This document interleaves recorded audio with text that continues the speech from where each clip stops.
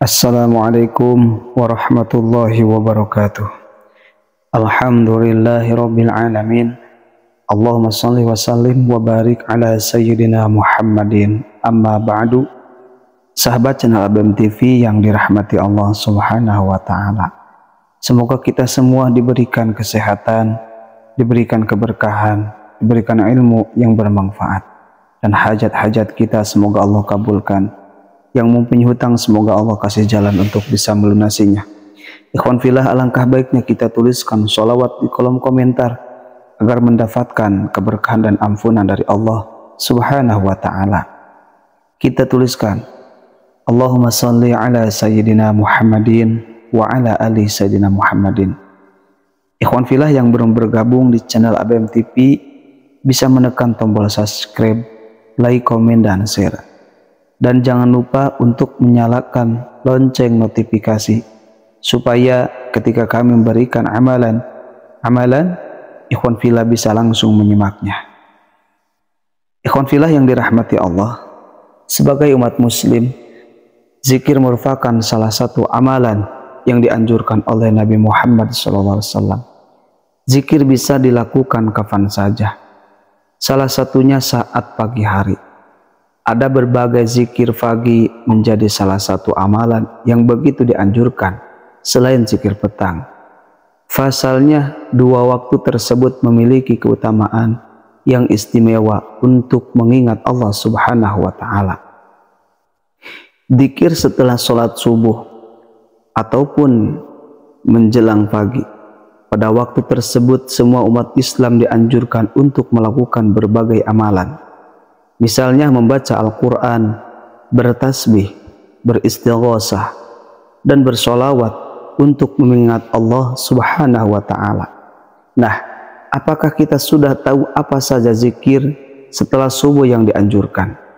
Namun, ikhwan fillah yang dirahmati Allah, sebahagian keutamaan berzikir adalah kita akan menjadi lebih tenang sesuai firman Allah di dalam surah Ar-Ra'd. Mengingat Allah akan menjadi ketenangan di dalam hati. Dzikir adalah sebuah kalimah yang berisi pujian terhadap asma Allah dan juga sebagai bentuk doa dan perlindungan. Amalan zikir mampu memberikan ketenangan hati pada manusia. Ada banyak keutamaan zikir yang bisa kita dapatkan saat melakukan amalan zikir setelah sholat subuh.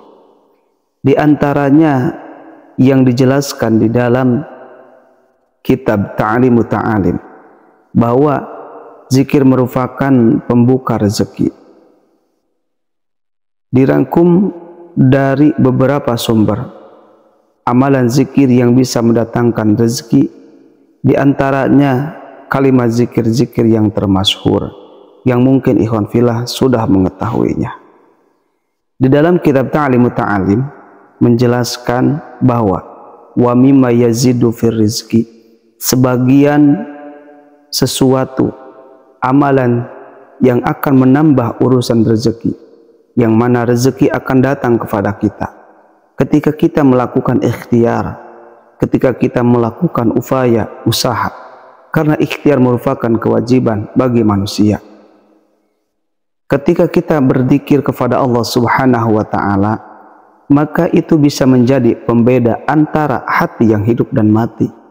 Hati yang hidup adalah hati yang selalu berzikir kepada Allah, sedangkan hati yang mati, hati yang tidak berzikir kepada Allah Subhanahu wa ta'ala. Orang yang berzikir, maka orang itu akan diselimuti dengan cahaya kemakrifatan. Ketika kita selalu berzikir di manapun berada, di saat kapanpun, karena berzikir itu tidak terbatas waktunya. Kita bisa berzikir kapanpun dan dimanapun, tetapi ketika kita berzikir di tempat-tempat yang diduga tempat itu tidak baik seperti di WC, maka berzikir harus di dalam hati, tidak boleh diucapkan. Nah, di dalam kitab Ta'limu Ta'alim ada kalimat zikir yang akan menambah rezeki, yang akan mengundang rezeki. Di antaranya zikir setelah sholat subuh. Terutama ikhwan fillah yang pertama kali kita tunaikan dulu sholat subuh berjamaah. Kemudian setelah kita menunaikan sholat subuh berjamaah, keutamaannya yang sangat luar biasa. Karena sholat subuh itu sholat yang disaksikan oleh malaikat.